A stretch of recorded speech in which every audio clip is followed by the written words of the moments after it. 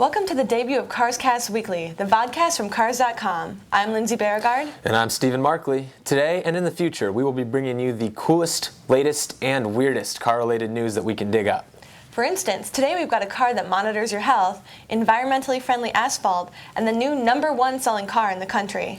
Weird. So sit back and buckle up. You're watching CarsCast Weekly.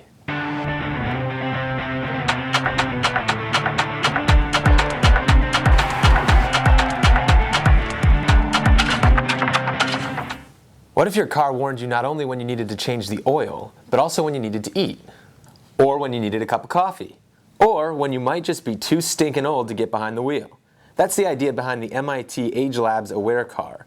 The $1.5 million vehicle uses sensors to monitor the driver's blood pressure, heart rate, and blood sugar levels. As baby boomers get older, the Department of Transportation believes that it can save lives and money with this new technology. So the car will tell older drivers when they're no longer safe to be behind the wheel? Yeah, that's the idea. Although I'm not sure I like the notion of a car that can read your mind.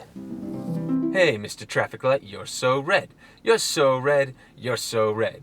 Hey, Mr. Traffic Light, you're so red. Oh, green light. I don't think the car likes the idea of being able to read your mind either. But moving along, last month's sales numbers are in, and the Honda Civic is the nation's new best-selling car. Although this change at the top of the charts has a lot to do with rising gas prices, the Civic also topped other economical models like the Toyota Corolla and Ford Focus. For a full list of last month's top-selling cars, check out our blog, Kicking Tires. And speaking of good gas mileage, now it's time for our Gas Sipper Tree Hugger segment.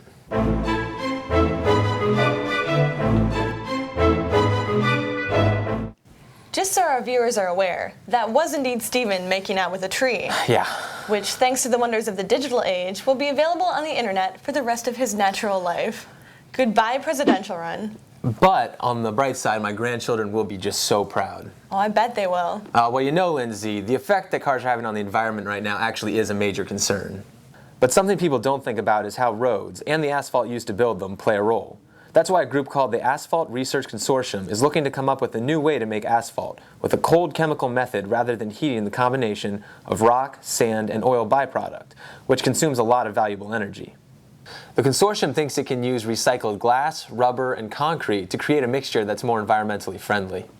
Sounds good. I'm glad somebody's working on that, because I already have enough on my mind.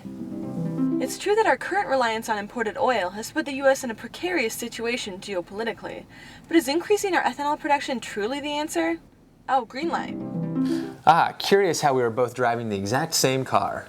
Nice production value. I agree. But anyway, here at CarsCast Weekly, we're always concerned about safety. Have you ever wondered which spot in the car is the safest to sit in? Believe it or not, in most cases, it's the one in the middle.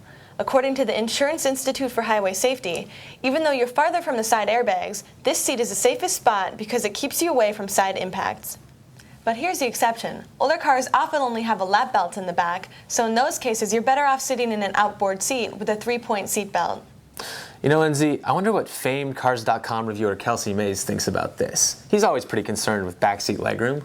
Yeah, he is always talking about legroom, but I can't remember. How tall is he?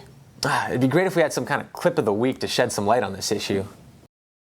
I'm about 6 feet tall. I'm about 6 feet tall. And I'm about 6 feet tall. I'm 6 feet tall. I'm about 6 feet tall.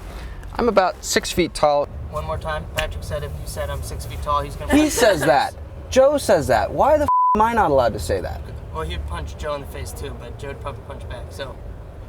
He says that in his videos. Just say I have the seat where I would have it to drive. How is that relevant? People need to know how tall I am. I mean, it's totally a relevant point to make. So, about 6 feet tall? I think we might have gotten our answer. Well, that's all the time we have for today. For CarsCast Weekly, I'm Lindsay Bjerregaard. And I'm Stephen Markley, so until next time, keep your gaskets clean. Is that really how you want to sign off? It's the first vodcast. Just work with me, Bjerregaard. For more car-related news, go to Cars.com or our blog, Kicking Tires.